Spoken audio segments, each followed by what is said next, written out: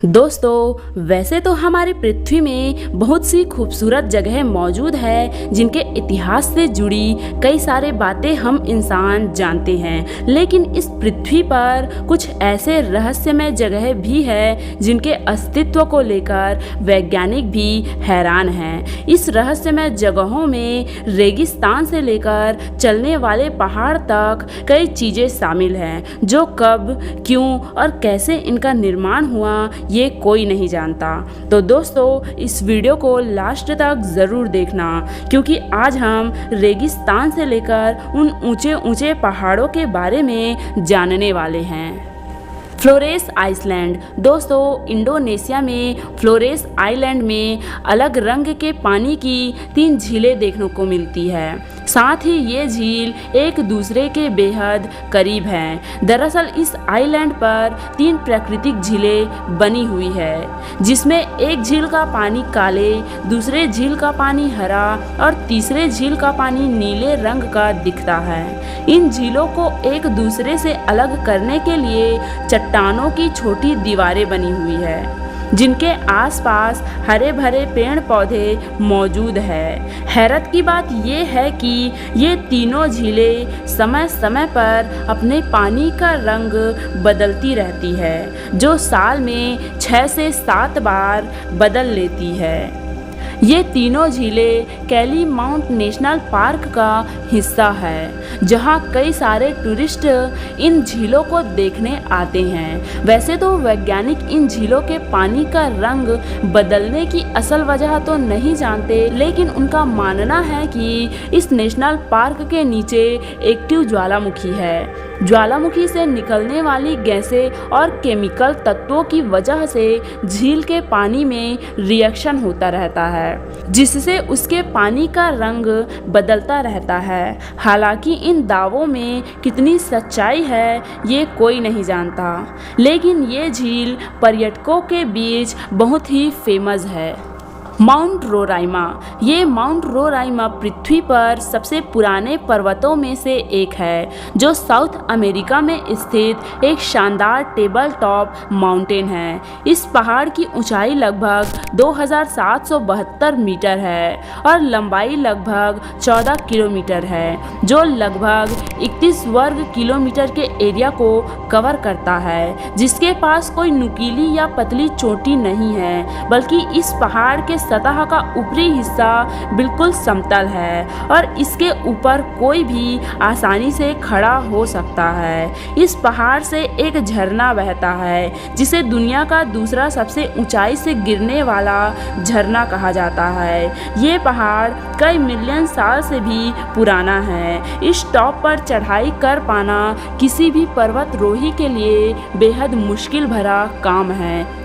ये पहाड़ साल भर आधे से ज़्यादा समय बादलों से ढका रहता है, जिसकी वजह से इसका ऊपरी हिस्सा बहुत कम लोगों को दिखाई देता है। वहीं अगर इसके ऊपरी व्यू की बात करें तो पहाड़ के आसपास चारों ओर बादल बहते हुए पानी की तरह दिखाई देता है। इस पहाड़ पर सबसे पहले सन 1884 में सर एडवर्ड नाम के शख्स ने चढ़ाई की थी, जिसके बाद पूरी दुनिया को पता चला कि इस पहाड़ की चोटी बिल्कुल फ्लैट है।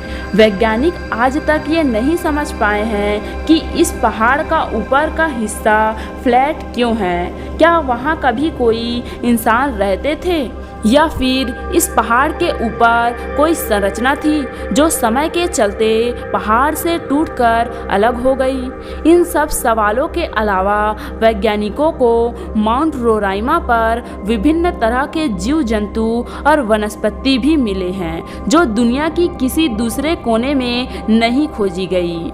और साथ ही रोराइमा पर्वत के चारों ओर हरे भरे पेड़ पौधे मौजूद हैं। अगर वैज्ञानिक की माने तो इस पहाड़ पर 53% जीव और वनस्पति ऐसे हैं जो कहीं और मौजूद नहीं हैं।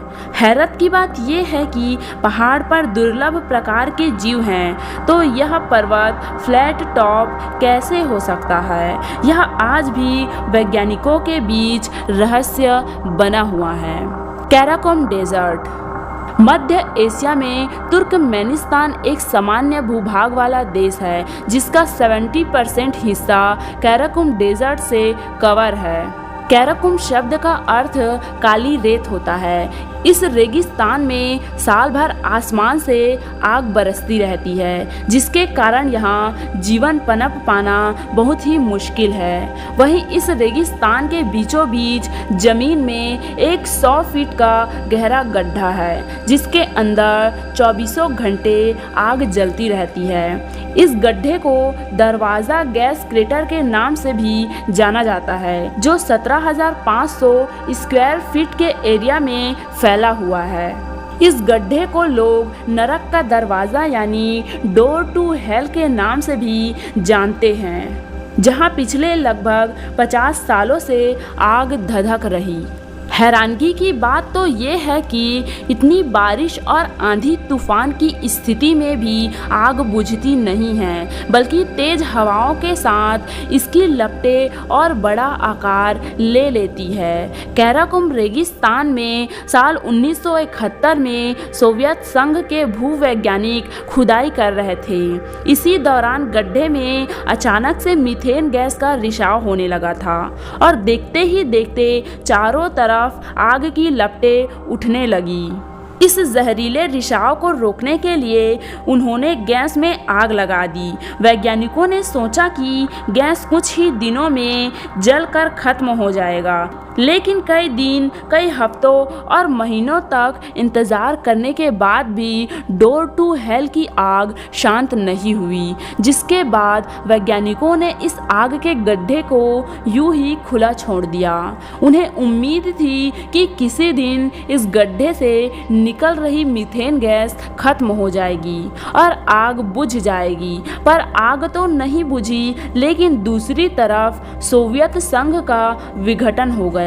वहीं स्थानीय लोगों का मानना है कि ये कोई सामान्य गड्ढा नहीं है, बल्कि ये नरक जाने का दरवाज़ा है। हालांकि वैज्ञानिक आग के पीछे मीथेन गैस के रिसाव को जिम्मेदार मानते हैं, लेकिन वे लोग भी नहीं जानते कि आखिर इस गड्ढे में कब तक आग जलती रहेगी।